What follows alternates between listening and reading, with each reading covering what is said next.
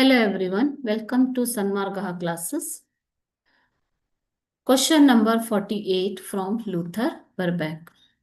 Failure is the first step to success. Explain this statement in view of Burbank's life. ಸೋಲೆ ಗೆಲುವಿನ ಸೋಪಾನ ಅಂತ ಹೇಳ್ತೀವಿ. ಸೋಲೆ ಯಶಸ್ಸಿನ ಮೊದಲ ಮೆಟ್ಟಿಲು ಅಲ್ವಾ? ಸೊ ಇದನ್ನ ಲೂಥರ್ ಬರ್ಬ್ಯಾಂಕ್ ಅವರ ಜೀವನದ ಮೇಲೆ ಆಧರಿಸಿ ನೀವು ವಿವರಣೆ ಕೊಡಬೇಕು. It is for 4 marks. Okay.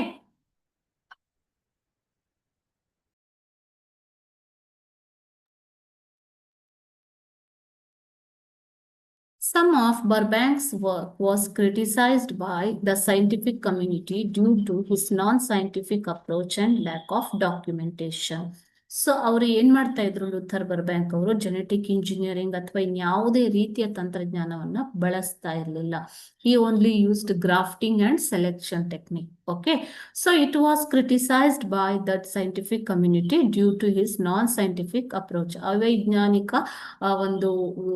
ಅವೈಜ್ಞಾನಿಕ ವಿಧಾನಗಳ ಉಪಯೋಗದಿಂದಾಗಿ ಸೈಂಟಿಫಿಕ್ ಕಮ್ಯುನಿಟಿ ಅವರನ್ನ ಕ್ರಿಟಿಸೈಸ್ ಅಂದ್ರೆ ಟೀಕೆ ಮಾಡ್ತಾರೆ. ಓಕೆ.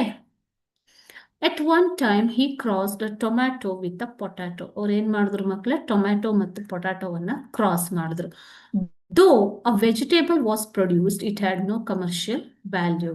ಒಂದು ಹೊಸ ವೆಜಿಟೇಬಲ್ ನ ಅವರು ಅಭಿವೃದ್ಧಿ ಪಡಿಸಿದ್ರು, ತರಕಾರಿನ. ಆದ್ರೆ ಅದಕ್ಕೆ ಯಾವುದೇ ರೀತಿಯ ಕಮರ್ಷಿಯಲ್ ವ್ಯಾಲ್ಯೂ ಸಿಗ್ಲಿಲ್ಲ. But his devotion was so deep and strong that nothing could disappoint him. So ಅವರ ಡಿವೋಷನ್ ಹೇಗಿತ್ತು ಅಂತಂದ್ರೆ ಯಾವುದು ಕೂಡ ಅವರ ಒಂದು ಪ್ರಯತ್ನಗಳನ್ನ ನಿಲ್ಲಿಸೋದಕ್ಕೆ ಸಾಧ್ಯವಾಗೋದಿಲ್ಲ. Business failure experienced some setbacks. ಈ ಫೇಲ್ಯೂರ್ ಆಗಿದ್ದರಿಂದ ಕೆಲವೊಂದು ಸೆಟ್ ಬ್ಯಾಕ್ಗಳು ಅವರಿಗೆ ಅಡೆತಡೆಗಳು ಎದುರಾಗ್ತವೆ.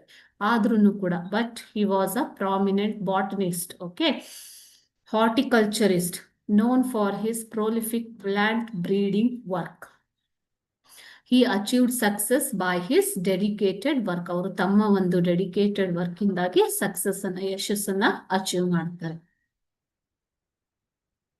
He believed that work is worship. ಕಾಯಕವೇ ಕೈಲಾಸ ಅಂತ ಹೇಳ್ತೀವಿ ಅಲ್ವಾ? ಸೊ ಈ ಒಂದು ಪ್ರೊವರ್ಬ್ ಅನ್ನ ಅವರು ತುಂಬಾ ನಂಬಿದ್ದರಿಂದಾಗಿ ಅವರು ಡೆಡಿಕೇಶನ್ ಇಂದ ಅವರ ಒಂದು ಪ್ಯಾಷನ್ ಇಂದಾಗಿ ಈ ಒಂದು ಸಕ್ಸಸ್ ಅನ್ನ ಕಾಣೋದಕ್ಕೆ ಸಾಧ್ಯ ಆಗುತ್ತೆ. Okay, so failure is the first step to success ಅನ್ನೋದು ಅವರ ಜೀವನಕ್ಕೆ ಒಂದು ಸರಿಯಾಗಿ ಅಪ್ಲೈ ಆಗುತ್ತೆ ಮಕ್ಕಳೇ. ಓಕೆನಾ? Thank you.